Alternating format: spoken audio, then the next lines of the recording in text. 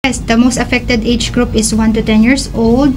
And then karon sa situation sa Maramag, yun nga, ina-aware natin ang Barangay Dologon.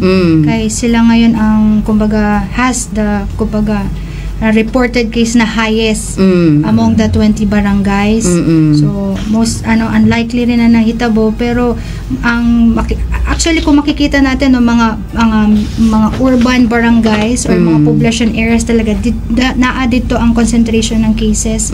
So murag sa nila vector habitat din siguro yung factor na pwede natin contribute nga nung taas gyud ang kaso, lalo na sa mga yun nga mga highly urbanized or developed na mga areas. Oo, pero considering ang Dulugon is the third highest lang, no?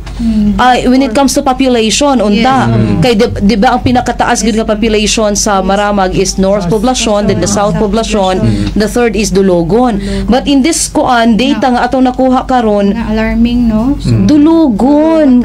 Unsay kanang unsa ni nga datos kanang ma'am-an mga pilay edad, asa nga range nga age, unsa ni sila, are they kanang school pa ba, mga most likely school age talaga siya, ma'am. Kaya ang report is most affected age group is 1 to 10. So 1 to 10 years and then old. from 10 11 to 20. Yun talaga pinakatas lalaki.